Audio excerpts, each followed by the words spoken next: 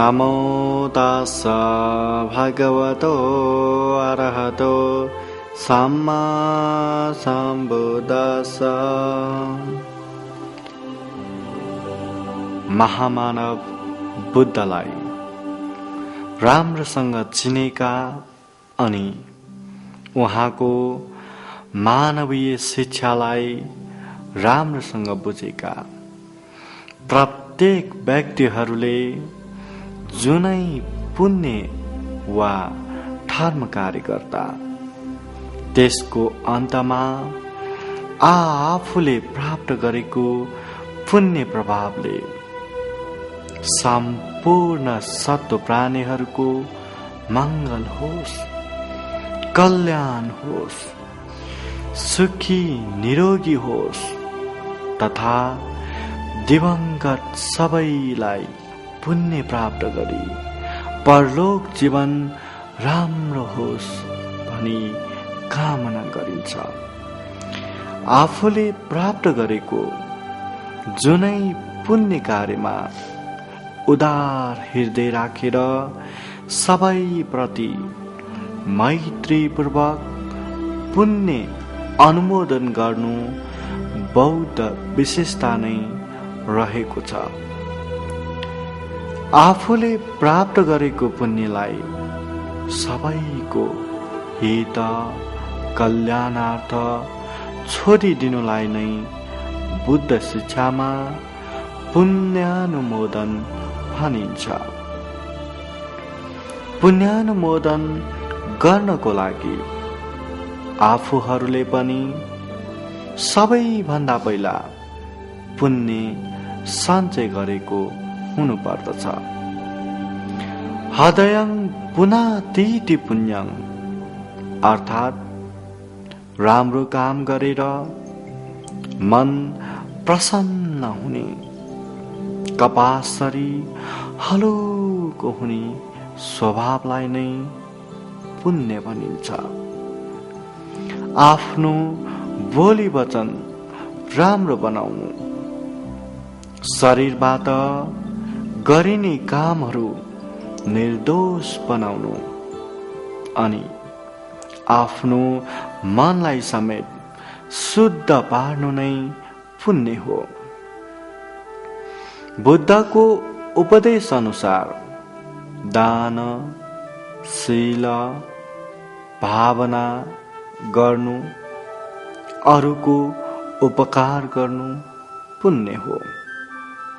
आफूहरूले पुण्य सञ्चय गरिसकेपछि मात्र पुण्य अनुमोदन गर्न सकिन्छ, पुण्यानुमोदन गर्न सकिन्छ।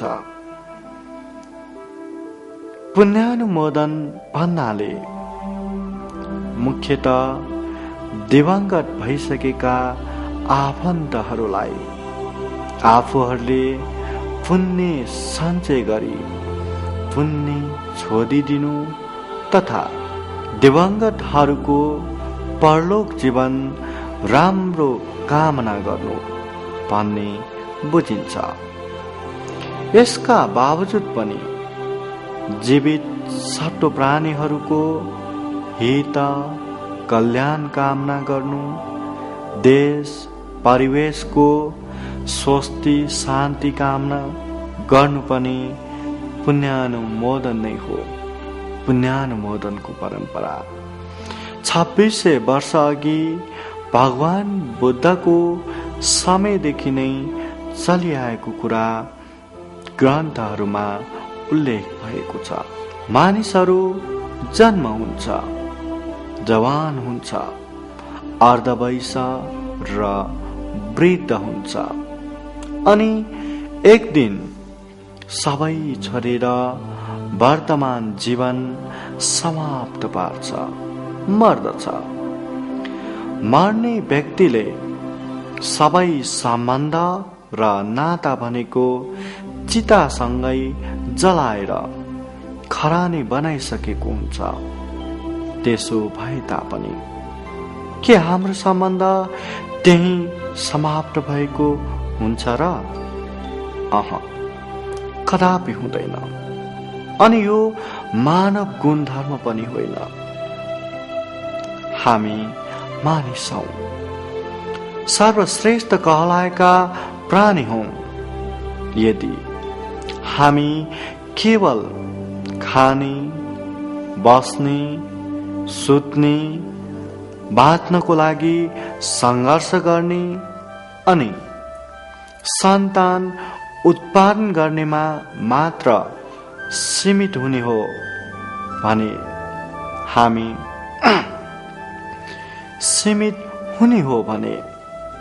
हामी मानिसहरू र पशुहरूमा के नै फरक भयो र? पशुहरूले पनि यसरी नै जीवन बिताइरहेका हुन्छन्। यहाँ स्मर्ने कुरा त यो छ कि हामी र पशु बीचमा फरक भइराखेको नै विचार गर्ने शक्ति हो, विवेक बुद्धि हो, प्रज्ञा हो अनि चेतना हो। त्यसैले जबसम्म हामी जीवित हुन्छौं तबसम्म यो मानव विशेषतालाई हामीमा बचाइराख्ने प्रयत्न गर्नुपर्छ।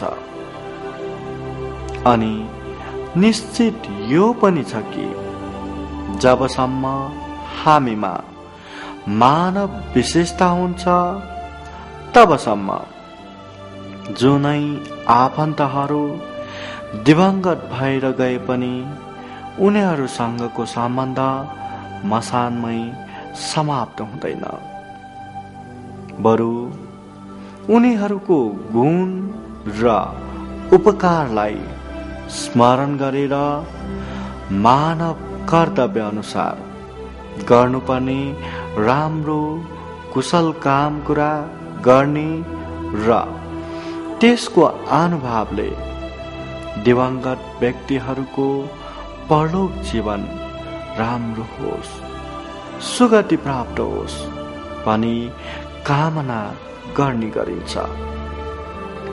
यसरी आफ्नो काम कुरा राम्रो बनाई, मन परिशुद्ध बनाई, त्यसको प्रभावले दिवंगत भइसकेकाहरूको सुगति र निर्वाण कामना गर्नु भनेको नै बुद्ध धर्ममा पुण्यानुमोदन हो।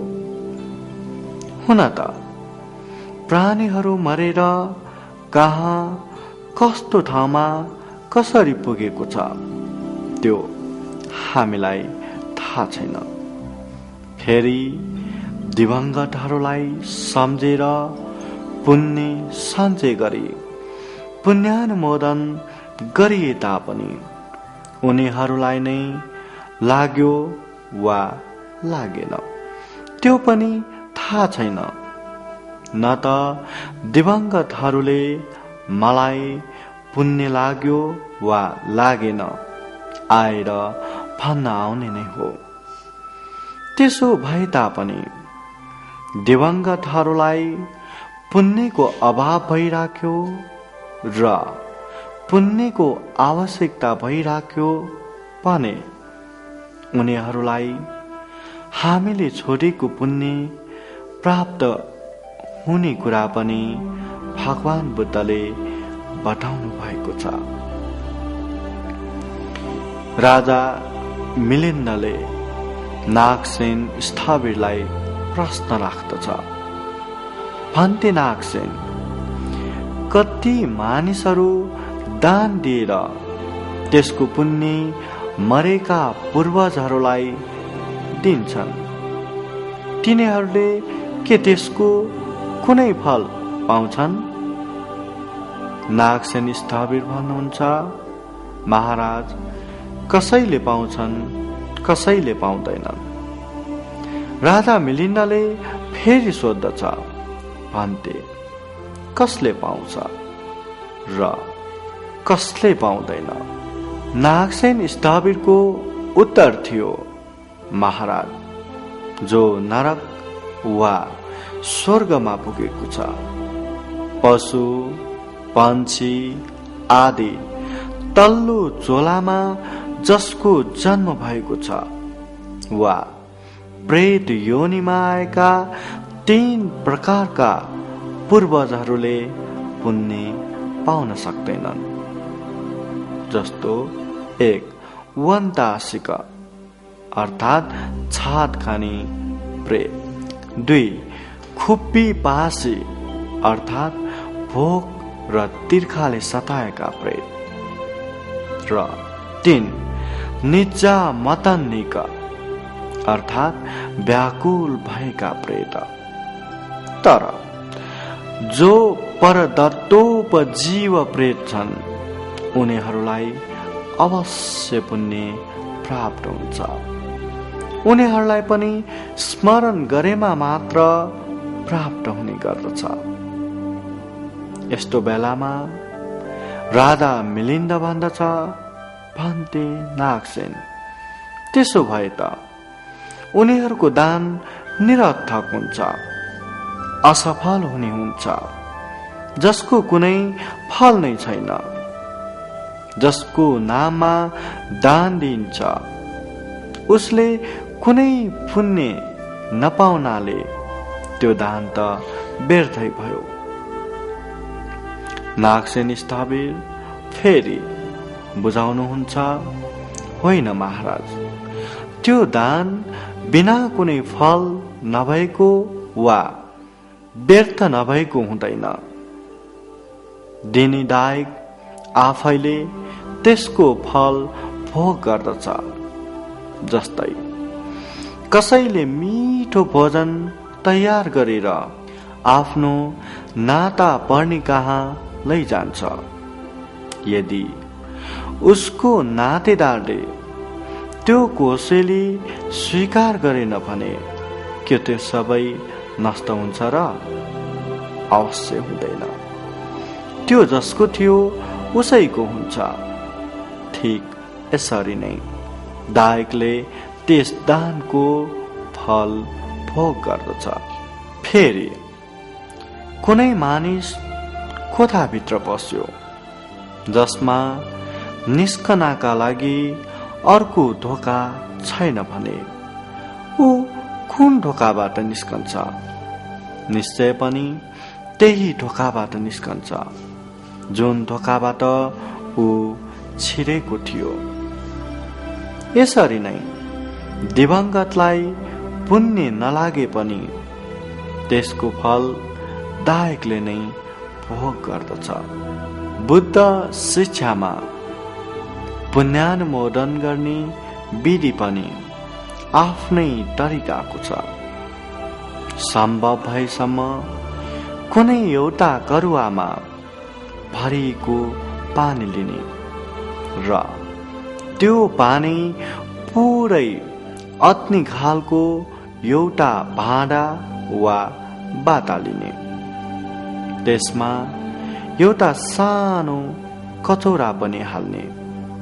तत्पश्चात घुँडा टेकेर करुवा समाती कचौरामा बिस्तारै पानी हाल्दै इदाङ्गो न्यातिनं होतु सुखिता वन्तु न्यातयो भन्ने गाथा पर्ने। यसको सोझो अर्थ त यो हो कि आफैमा निर्मल र पवित्र पानीलाई साक्षी राखेर मन, वचन र शरीर तीनै द्वारबाट दिवंगत व्यक्तिलाई पुण्य छोडिदिनु हो। कुनै समयमा यी सामानहरू नभए पनि गाठाद्वारा मात्र पुण्यानुमोदन गरिन्छ।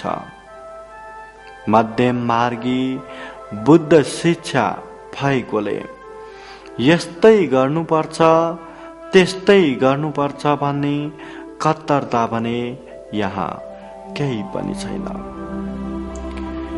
भगवान बुद्धको समयमा मगधको राजा बिम्बिसार बुद्धका उपासक थिए। उनी बुद्धको उपदेश सुनेर स्रोत आपत्ति फलमा प्रतिष्ठित भइसकेका व्यक्ति थिए। बरोबर बुद्धको उपदेश सुन्नु, बुद्ध प्रमुख भिक्षु संघलाई दान दिनु, शील पालन गर्नु, भगवान भावना गर्नु उनको असल चरित्र नै थियो। एक समयमा राजा बिम्बिसारले अचम्मको तर डरलाग्दो सपना देखे। बार बार यस्तै सपना दोहोरिन थालेपछि उनी चिन्तित भए। यसको मूल कारण र लक्षण के हो भन्ने जान्नको लागि राजा बिम्बिसार सर्वज्ञ तथागत बुद्धकहाँ सोध्न गए। भगवान बुद्धले यसको कारण बारेमा विचार गर्नु भई राजा बिम्बिसारकै पहिलाका आफन्तहरू दुर्गतिमा परिरहेको र त्यसबाट मुक्ति पाउनका लागि पुण्यको आशा गरिरहेको कुरा बताउनु भयो। अनि राजा बिम्बिसारले बुद्ध प्रमुख भिक्षु संघलाई दान गरी शील पालना गरे, मन वचन र कर्म शुद्ध बनाई पुण्य सञ्चय गरे। त्यसपछि त्यस पुण्यको प्रभावले दुर्गतिमा परिरहेका आफन्तलाई सम्झेर पुण्यानुमोदन गरिदिए। राजा बिम्बिसारको उक्त पुण्य प्राप्त गरी ती दुर्गतिमा परिरहेका आफन्तहरू दुर्गतिबाट मुक्त भएर गएको कुरा बौद्ध ग्रन्थहरूमा उल्लेख भएको पाइन्छ। यसरी हेर्दा दिवंगत भइसकेका व्यक्तिहरूलाई पुण्य छोडिदिनु हुने अनि आवश्यक भएमा पुण्य लाग्ने कुरा पनि निश्चित छ। यसो भए तापनि एक समयमा भगवान बुद्धले दिवंगत भइसकेका व्यक्तिहरूलाई हामीले टार्न नसक्ने कुरा पनि आज्ञा गर्नु भएको छ। कुरा कस्तो छ भने एकजना महाजन आफूलाई अति मन पर्ने बुबा मरेकोले दुखित र शोकित भएर भगवान बुद्ध कहाँ आउँछन् र भन्छन्, हो भगवान, तपाईँ महामानव सर्वज्ञ बुद्ध हुनुहुन्छ, तपाईले गर्न नसक्ने काम के होला र? यसर्थ जसरी पनि तपाईले मेरो बुबालाई तारिदिनु पर्यो। त्यस बेला भगवान बुद्धले त्यो मानिसको मानसिक परिस्थिति र चित्तलाई हेर्नु भई उसलाई आफूले भने जस्तै गर्नुपर्ने कुरा बताउनु भयो।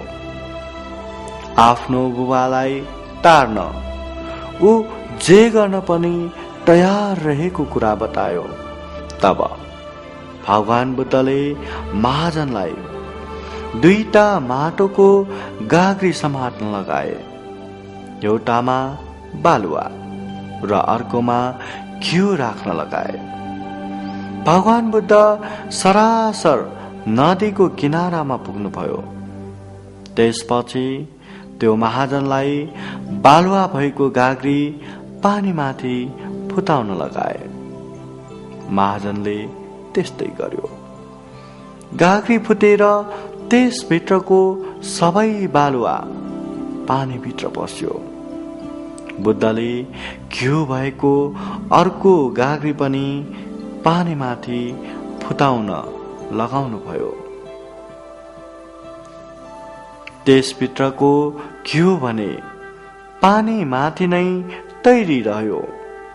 अनि बुद्धले भन्नुभयो, हे महाजन, अब तिमीले पानीमा तैरिरहेको घिउलाई पानीमा डुब्ने बनाऊ र पानीमा डुबिएको बालुवालाई पानीमा तैरिने बनाऊ। महाजन अकमकेर भन्छ, भो भगवान, यो त सम्भव नै छैन। बालुवाको स्वभाव पानीमा डुब्नु हो, डुब्छ। घिउको स्वभाव पानीमा तैरिनु हो, तैरिन्छ। बालुवालाई पानीमा तैरिने र घिउलाई पानीमा डुब्ने बनाउन सक्दैन। तब बुद्ध भन्नुहुन्छ, हे महाजन, कुरा बुझ। जसरी बालुवाको स्वभाव पानीमा डुब्नु र घिउको स्वभाव पानीमा तैरिनु हो, ठीक त्यसरी नै राम्रो गर्ने मानिसको परलोक जीवन पनि राम्रै हुन्छ। नराम्रो गर्ने मानिसको परलोक जीवन पनि नराम्रै हुन्छ। यदि कोही मानिसले जीवनभरि अरूको उपकार गरेको छ, पुण्य गरेको छ भने उसको मृत्युपछि उसलाई मन नपर्ने हजारौं हजार मानिसहरू जम्मा भएर उसको दुर्गति र नरकगामीको कामना गरे पनि ऊ नरकमा जाँदैन, सुगतिमा नै जान्छ। तर यदि बाँचुन्जेल सबैलाई दुःख कष्ट दिएर धेरै पाप कमाएको छ र उसको मृत्युपछि उसलाई मन पर्ने हजारौं मानिसहरू मिलेर उसको सुगति र स्वर्गको कामना गरे पनि ऊ स्वर्गमा जाँदैन, नरकमै पतन हुन्छ। हामीले चाह्यौं भन्दैमा दिवंगत भइसकेकाहरूलाई तारिदिन सक्ने होइन। यसबाट स्पष्ट हुन्छ, भगवान बुद्धले वर्तमान समयलाई अत्यधिक जोड दिनुभएको छ। बाँचुन्जेल नै राम्रो काम कुरा गर्नुपर्ने उपदेश दिनुभएको छ। वर्तमान समय राम्रो भए सुख शान्ति रहे, परलोक जीवन पनि त्यस्तै हुन्छ, त्यस्तै हुनेछ। यसमा कुनै शंका छैन। यदि मरिसकेका व्यक्तिहरूलाई हामीले यहाँ बसेर पनि तार्न मिल्ने भए बाँचिएको समयमा हामीले राम्रो धर्म कर्म भनेको त गर्नु नै परेन नि। केवल मोज मजा गरेर जीवन बिताए पनि भइहाल्यो नि। मरिसकेपछि आफूलाई टार्ने आफन्त नहोला र? सारांशमा भन्ने हो भने पुण्यान्मोदन भनेको सबैभन्दा पहिला आफूहरूलाई राम्रो पुण्य कार्यमा लगाएर पुण्य सञ्चय गर्न सिकाउने हो। त्यसपछि आफूहरूले प्राप्त गरेको पुण्यद्वारा मैत्रीपूर्वक सबैको हित, मङ्गल र कल्याणको कामना गर्ने। हामीभन्दा धेरै टाढा पुगिसकेका दिवंगतहरूलाई पनि शुद्ध पुण्यको प्रभावले सुगति र निर्वाणको कामना गर्ने हो। जुनै पुण्य कार्य गरिसकेपछि त्यो पुण्यको प्रभावले सबैको राम्रो कामना गर्नु, पुण्य छोडिदिनु उदार हृदयको नमुना हो, बौद्ध विशेषता नै हो। भवतु सर्वमङ्गलम्।